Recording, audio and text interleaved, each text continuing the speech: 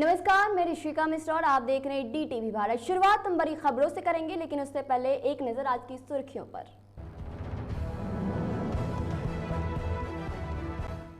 देश के साथ बिहार में भी बढ़ने लगा कोरोना का खतरा। पिछले 24 घंटे में मिले 1500 से अधिक नए मरीज। राज्य में एक्टिव मरीजों की संख्या 6000 के पास। पंचायत चुनाव को लेकर निर्वाचन आयोग का बड़ा फैसला। सभी आरक्षित पदों की लिस्ट जारी करने का दिया आदेश। भागलपुर के सम कॉलेज की छात्राओं ने प्रैक्टिकल परीक्षा में जानबूझकर फेल कराने का लगाया आरोप। धरने पर बैठी छात्राओं की कॉलेज प्रशासन के खिलाफ जमकर नारेबाजी।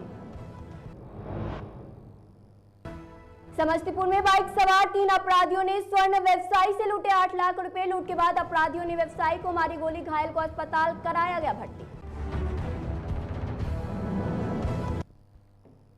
और इस वक्त की बड़ी खबर, पंचायत चुनाव को लेकर निर्वाचन आयोग का बड़ा फैसला आया है। सभी आरक्षित पदों की लिस्ट जारी कर दी गई है। जारी करने का आदेश दिया गया है। बिहार पंचायती राज विभाग ने आरक्षण की लिस्ट की जारी कर दी गई है। पंचायत चुनाव को लेकर ये बड़ा फैसला लिया गया है। आरक्षण की लिस्ट की जारी। पंचायत चुनाव सभी पदों के लिए आरक्षण की स्थिति स्पष्ट कर दी गई है। मुखिया के कुल 8386 पद, जिसमें महिलाओं के लिए अगर हम बात करें तो 3772 पद आरक्षित किया गया है। वहीं सरपंच के कुल पद 8386 पद रखा गया है, जिसमें महिलाओं के लिए 3772 पद आरक्षित किया गया है। वहीं अगर हम वार्ड सदस्य के कुल पदों की बात करें तो 1,14,733 पद, जिसमें महिलाओं के लिए 51,998 पद को आरक्षित किया गया है। पंचायत समिति सदस्य के कुल पदों की अगर हम बात करें तो 11,497 पद है, जिसमें महिलाओं के लिए 5,341 पद आरक्षित किया गया है।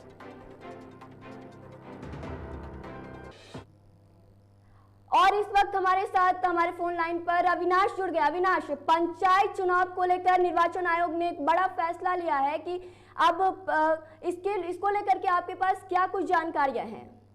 बिल्कुल, देखिए, जिस तरीके से पंचायत चुनाव को लेकर लगातार अपडेट आ रहे हैं और ऋषिका, अब जो राज्य चुनाव आयोग है उसने एक बड़ा फैसला किया है कि जो भी आरक्षित सीटें हैं उनकी लिस्ट जो है वो जारी कर दी जाएगी। और ये जो है वो पूरी तरीके से डिजिटलाइजेशन के तहत किया जाएगा। अर्थात आप राज्य चुनाव आयोग हो या फिर पंचायती राज चुनाव आयोग जो विभाग है उसकी वेबसाइट पर जा सकते हैं। वहां देख सकते हैं कि जो लिस्ट है उस लिस्ट में कौन से आरक्षित सीट हैं, कौन से अनारक्षित सीट हैं, अर्थात किस सीटों पर कौन चुनाव लड़ सकता है। देखिए, अगर इस लिस्ट की हम बात कर रहे हैं तो आपको मैं पूरी लिस्ट बता दूं जो जारी किया गया है, जिसमें मुखिया के अगर पदों की बात कर लें तो बिहार में कुल 8386 मुखिया के पद हैं, जिसमें महिलाओं के लिए 3772 पदों को आरक्षित किया गया है। इसी मुखिया में अगर अनुसूचित जाति के लिए देखा जाए तो 1388 पदों को आरक्षित किया गया है, जबकि इसमें से महिलाओं के लिए 562 पद हैं।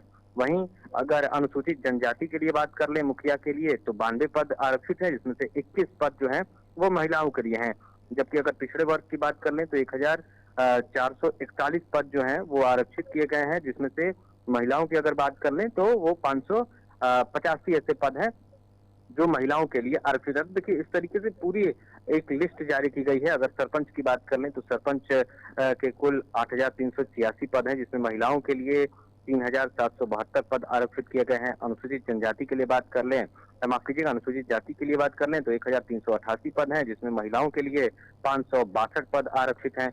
अनुसूचित जनजाति के लिए 92 पद आरक्षित हैं, जिसमें महिलाओं के लिए 21 पदों पर आरक्षण दिया गया है। वहीं पिछड़े वर्ग की बात कर ले सरपंच पद के लिए तो इसमें 1441 पदों पर आरक्षित है सीटें, जिसमें महिलाओं के लिए 585 सीट जो है वो आरक्षित की गई है। तो ये लगभग सरपंच और मुखिया की जो स्थिति है वो बिल्कुल बराबर है। अगर वार्ड सदस्यों की हम बात कर लें तो इसमें काफी अधिक सदस्य जो पद हैं वो हैं। इसमें 1,14,737 पद हैं, जिसमें महिलाओं के लिए 51,998 पदों को आरक्षित किया गया है। अनुसूचित जाति के लिए भी है, इसमें अनुसूचित जनजाति के लिए भी पद हैं, उसमें महिलाओं के लिए भी पद हैं, अति पिछड़े के भी इसमें आरक्षण दिया गया है, जिसमें महिलाओं को अलग से दिया गया है। तो देखिए, पंचायत समिति सदस्य की बात कर लें तो इसमें 11,497 पद हैं, जिसमें महिलाओं के लिए 5,341 पदों पर आरक्षण दिया गया है।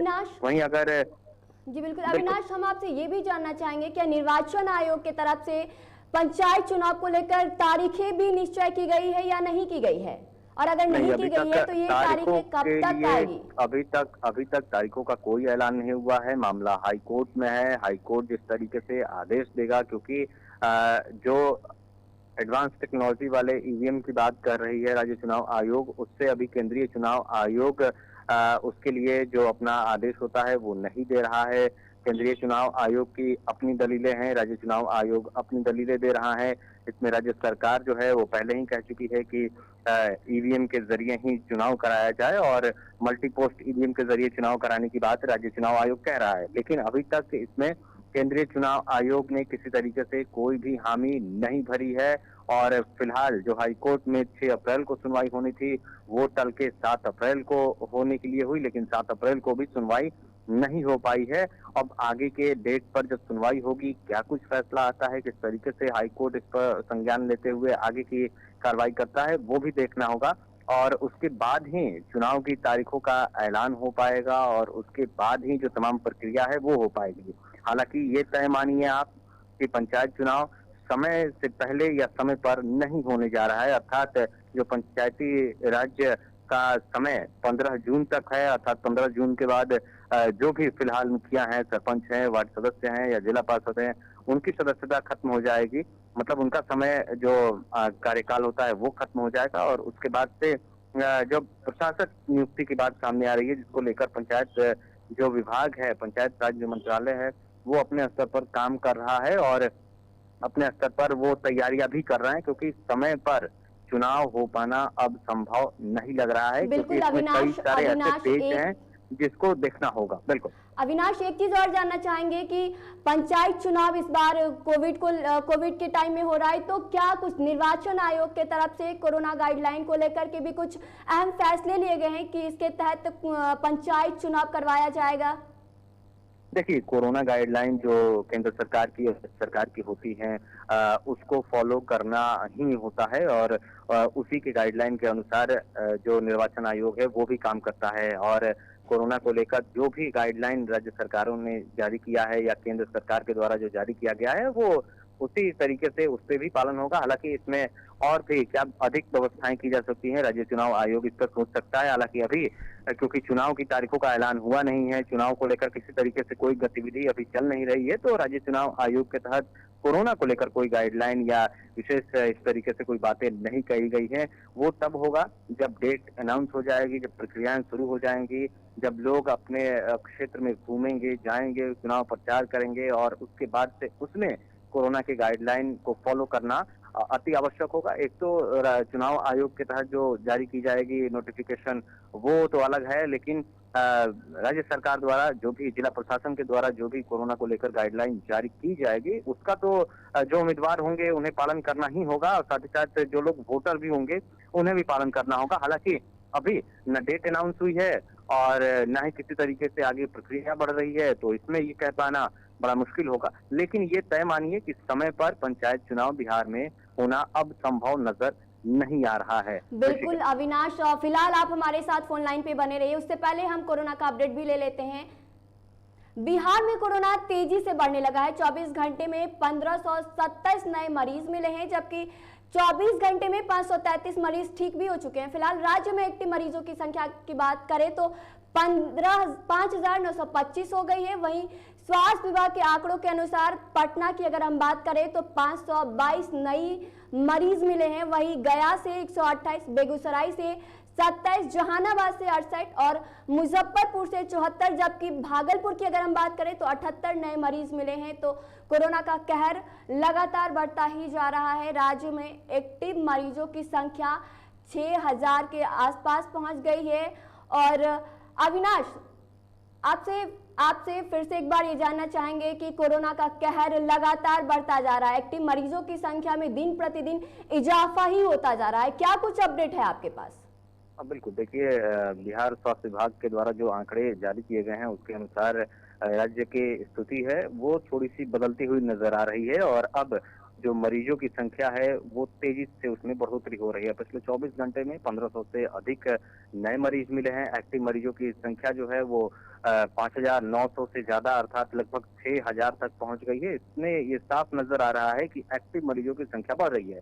रिकवरी रेट की बात कर ले, जो पहले 99% से ज्यादा था, अब वो लगभग 97% पर आ गया है। मतलब उसमें 2% की गिरावट है। अतः इसका ये मतलब ये भी आप समझ सकती हैं ऋषिका कि जो एक्टिव मरीज हैं वो बढ़ रहे हैं, अर्थात मरीजों की संख्या में जो तेजी से बढ़ोतरी हो रही है, और ठीक होने वाले मरीजों की संख्या अब उतनी ज्यादा नहीं है। ठीक होने वाले मरीजों की अविनाश संख्या पिछले 24 घंटे में बात करें तो अविनाश जी। एक चीज और जानना चाहेंगे कि कोरोना वैक्सीनेशन को लेकर के भी शुरुआत हो गई है, लोग वैक्सीनेशन भी लगवा रहे हैं। इसके बावजूद अगर हम बात करें तो रिकवरी रेट में कहीं ना कहीं कमी आती दिख रही है। क्या इसके पीछे क्या कुछ कारण हो सकता है?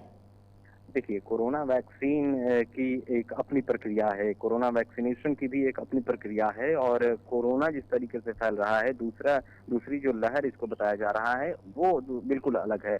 कोरोना वैक्सीनेशन की प्रक्रिया की अगर बात कर लें तो आप पहले एक डोज लेते हैं, उसके बाद आपको दूसरा डोज लेना पड़ता है, और उसमें एक समय अंतराल होता है कि आप इतने दिनों के बाद दूसरा डोज लेंगे, और उसके बाद आपको एक समय के बाद वो आपके बॉडी में एंटीबॉडीज पैदा करता है, जिससे आपका रोग से लड़ने की क्षमता बढ़ती है। तो देखिए, कोरोना वैक्सीन कहीं आप ये नहीं है कि वो कोरोना की दवाई है, वो आपके रोगों से लड़ने की क्षमता को बढ़ाता है।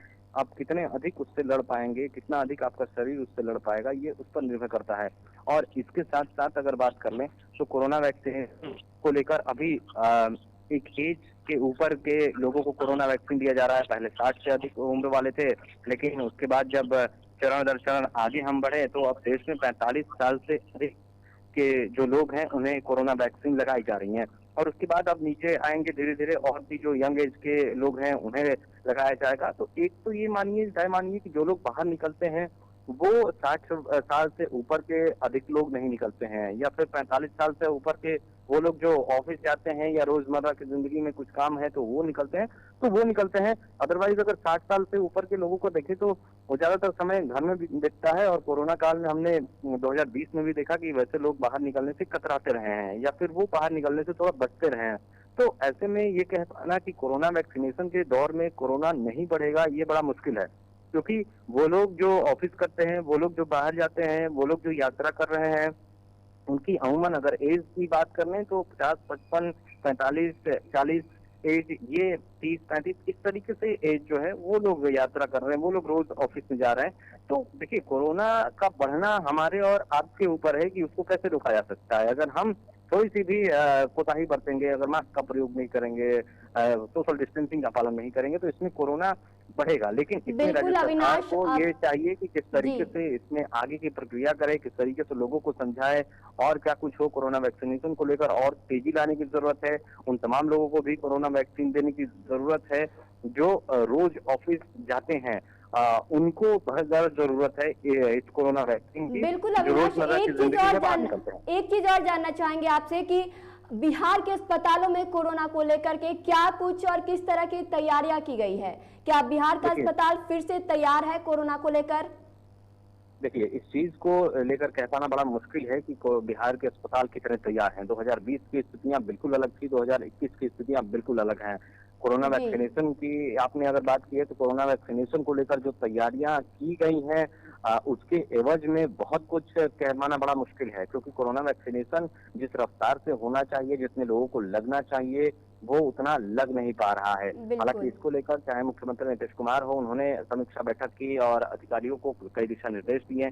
तमाम जो जिला अधिकारी हैं वो अपने जिलों में लगातार बैठक कर रहे हैं, चाहे बात हम बेगूसराय की कर लें, बात हम रोहतास की कर लें, बक्सर की कर लें, पटना की कर लें, या फिर तमाम अन्य जो जिले हैं वहां की कर लें। वहां पर जो तमाम जिला अधिकारी हैं उन्होंने हाल ही के दिनों में, चाहे 1-2 दिन पहले की बात कर लें या आजकल की बात कर लें, उन्होंने अपने अधिकारियों के साथ बैठक की है।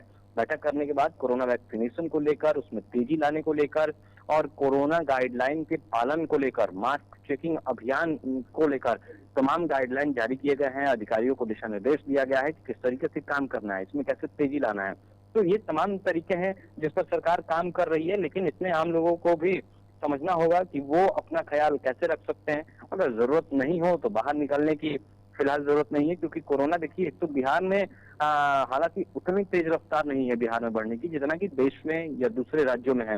तो स्थिति ये है कि जब दूसरे राज्यों में इतनी तेजी से कोरोना बढ़ सकता है तो बिहार में भी बढ़ सकता है। बिहार में बिल्कुल भी हमने देखा अविनाश कि पिछले जी। साल बहुत ज्यादा मरीजों की संख्या बढ़ रही थी और इस साल भी बढ़ने लगी है। ऐसे में हमें और आपको सबको मिलकर कोरोना के खिलाफ लड़ाई लड़नी है और अपना ख्याल रखने के साथ साथ दूसरों का भी ख्याल रखना बेहद जरूरी होगा। ऋषिका। बिल्कुल अविनाश, तो इस वक्त हमारे साथ फोन लाइन पर अविनाश जुड़े हुए थे ये तमाम जानकारी के साथ। अविनाश, आपका बहुत धन्यवाद। और अब बात करते हैं बिहार में कोरोना का जो तेजी से कहर बढ़ता जा रहा है उसको लेकर।